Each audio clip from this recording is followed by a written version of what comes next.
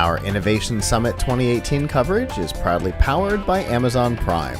Learn about all the included benefits and get a 30-day free trial by going to plughitslive.com/prime and by audiobooks.com. Get a 30-day trial and a free audiobook to keep by going to audiobooks.com and using promo code TRY70. We have our first guest here. Hello. Hello, how are you? Fantastic. How are you? I'm doing great. Go ahead and introduce yourself for me. So my name is Byron Clayton. I am the CEO of the Advanced Robotics for Manufacturing Institute out of Pittsburgh, Pennsylvania. Very cool. And what does your organization do? So we're a public-private partnership that's been formed by the federal government. So the federal government gave us $80 million to spend over, I know, it's kind of nice to have. They gave us $80 million to spend over 5 years. We're also funded by academia and industry to advance robotics and robotics education. That's awesome. Yeah. So in what ways do you accomplish that goal? So right now what we're doing is we actually have project calls. So these are like requests for proposals to advance technology. And the idea is to lower the barriers for adoption. And what I mean by that is that, number one, right now robotics are very expensive for small and mid-sized manufacturers. Yeah. So through technology, we want to lower the costs. We also want to make the robots more versatile, more safe, so that they can actually work with and around people. So when we do those types of things, we're actually lowering the barriers so more people can buy and adopt and use robotics.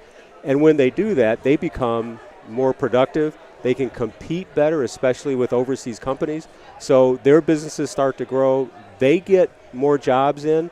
And of course, if you're going to create more jobs, you need people to fill those jobs. So that's why we also work on creating new career pathways. So we work with universities and community colleges and high schools and technical colleges to really try and figure out innovative ways that we can create these new career pathways so we can fill these jobs. That's fantastic. Yeah, definitely. And it's something that our group of a couple of organizations here in the STEM Pavilion are all working toward as well. I know you've obviously been spending time with Greg Serio and Terry Willingham, who have very similar goals. So what brings you to this event? So what brings me here? I'm going to be speaking at this event. Nice. Actually at 2 o'clock. But what brings me here, two reasons. So number one, I love Tampa. I'm spilling the beans a little bit here, but my wife and I, we've actually decided that we're going to move here one day. Okay. We don't know when that is, but we're definitely going to move here one day. Okay. And it's for a lot of reasons. Number one, this is one of the most innovative areas in the country. I don't know if you guys realize that, but you are. When you really look at the manufacturing base, the innovative capacity you have here, and just the fact that you're growing and can attract employees here, this is an amazing place for anybody who's innovative. Yeah. And especially the people, so there's this manufacturing renaissance that's starting to happen here in the U.S. What we do from here forward is really going to determine our future. And so we really have to identify those areas that have the capacity to grow, that have the innovative capacity, that have the connections, the networking, the resources, and really work with those areas to help, raise up the whole country. This is one of those areas. And that's what you're speaking about at this event? Yes. That's great. Okay. Yeah. And it helps that this area has somebody like Jeff Vinnick. It just so happens that we're at his venue right now, but we have somebody like Jeff Vinnick who recognizes that Tampa is about to see a boom and wants to totally fix downtown with the help of Bill Gates. I mean, you really can't put together much better of a pair. That's pretty good. To revitalize downtown. And I tell you what, companies right now are looking for the talent. They're going to go where the talent happens to be. Mm-hmm. And so first of all, they're going to look for where's the talent right now, but they're going to also look at what are the resources there to grow the talent? That's the second thing. The third thing they'll look at is, are people interested in going to that area? I mean, is the area growing? So that'll be the first clue. Sure. Those are the areas that they're going to want to come to. Again, you really can't beat what's here in this region. And you said that you're not from here, so where is the organization based out of? So the organization is in Pittsburgh, Pennsylvania. Okay, yeah. And it's there because... And that's where you're from as well? Well, kind of, sort of. Okay. So I'm actually from Cleveland, Ohio. I relocated to Pittsburgh from Baton Rouge, Louisiana. So I was running... So you've been all over. I've been all over, right? Pittsburgh is the home of our institute, primarily because of Carnegie Mellon. Carnegie Mellon is I mean, it's world famous for the innovative capacity they have there in robotics technology. So that's why we're located there. But we're a membership organization. We have members from around the country, so we're a national organization. Okay. But we just happen to be located in Pittsburgh. Fair enough. Yeah. That's pretty cool. So, as a member, what kinds of resources would you expect? So as a member, you have access to a number of different things. So first of all, you have access to project funding. So we're working with FCDI now about, okay, what can we do to help the Tampa area? And what can we do to help them grow and really grow their impact? Okay. So project funding is one thing you have access to. The other thing is you have access to our national consortium of innovators. So if you're looking for connections and looking for opportunities, that's where you can find a lot of those things. We are also right now, we're building a new facility. The facility is going to be, there's two parts of what we're going to do. One part is going to be a world-class center of knowledge. So the idea is that you can go to our facility, and it's just like you have a portal to look out across the U.S. on what's new and next in robotics. Nice. So you'll be able to see, well, what's happening in education programs down in Tampa? Which are the really good ones that if I'm from Tampa, I might be interested in, and who do I talk to down there, right? Sure. So if I'm a company that's looking to relocate someplace, they may come to our headquarters in Pittsburgh, see what's going on here, and head down here and say, you know what, we're going to talk to Terry and Steve about what's here. The other thing is we'll showcase technology there, so you'll be able to really look at what's happening around the country, what are the things that are new in terms of being introduced to production, and what are the things that are next. And then we're also going to build it's a staging facility. So when you're looking at these new innovations, you really need to get them as close to production as you can, because there's some risk, right, when you first install something new in your plant. So the idea is we're going to build a staging facility that replicates real production work cells and production lines, so that when and we're going to stage that new technology there, so we can go from there directly into production. So you can help mitigate some of that risk. Yeah, the risk is a killer, so that's the idea. Okay. That's great. Yeah, definitely. Yeah. I was a little bit, I have a question based on how would you present these ideas from around the country or in this facility? Yep. So there's a few different ways. So number one, through the project things that we do, we're actually funding people to develop some of these things. The other thing is we have 8 regions around the country that we've organized into collaboratives, and those collaboratives have champions. So they're actually letting us know, well, what's out in your region that we can let the whole country know about.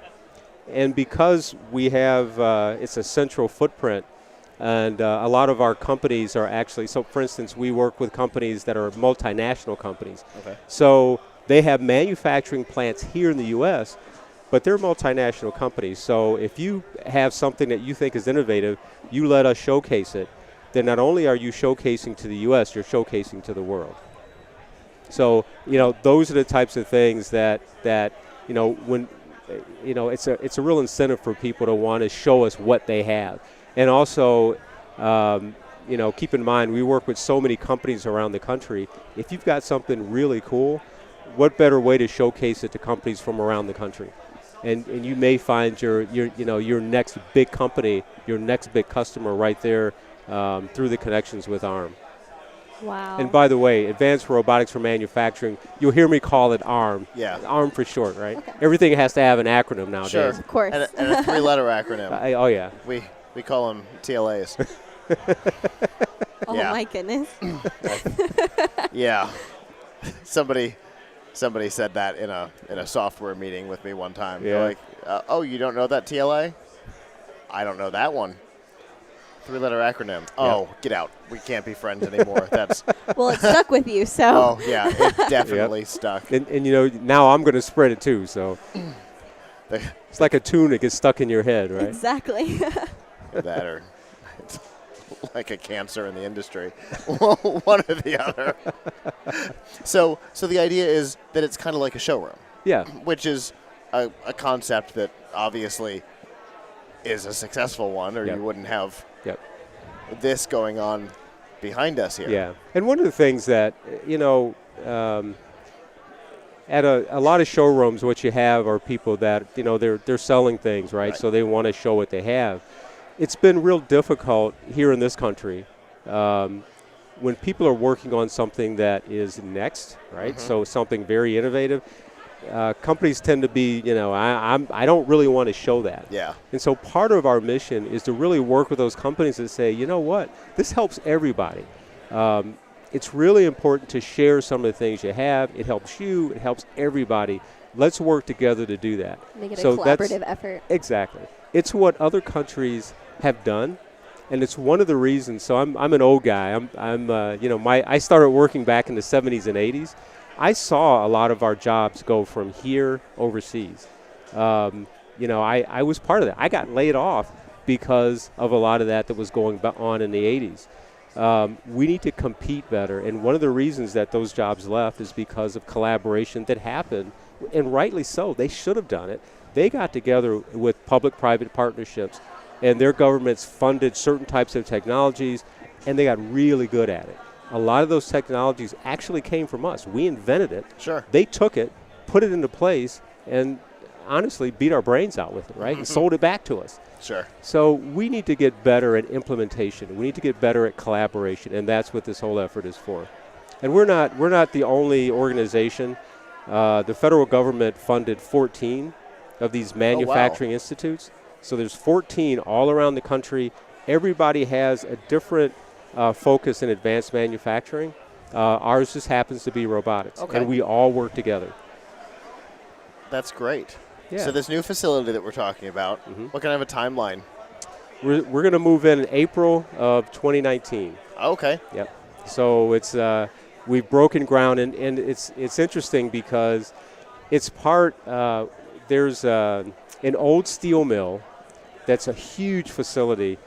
And so what we're doing is keeping the outside framework, and then we're building there are 3 separate buildings that are going to be built within there. We've got one of the buildings. Okay. Wow. So it's going to be like a group split. Yeah, it's the Carnegie Mellon University, it's ARM, and it's several of the foundations in the region as well. So it's part of a very large development, which is right on the river. I mean, we get to see downtown, and it's in one of the areas that was one of the struggling areas in the city. So the idea is, it's the old Rust Belt kind of legacy, is to leave the steel, the exostructure in place, and show that we remember our past, but we're moving towards the future. That's actually really popular here as well, with like Ybor City, where all the cigar manufacturing was. It's not unusual for somebody to buy one of the old beat-up cigar factories, gut the inside, basically build a new building, but keep the outside structure so that Ybor continues to look like Ybor. Yeah, I mean, you always want to know where you came from. Sure. You don't want to forget your past, but you have to move on, and that's a way that you can actually do both. Yeah. Yeah.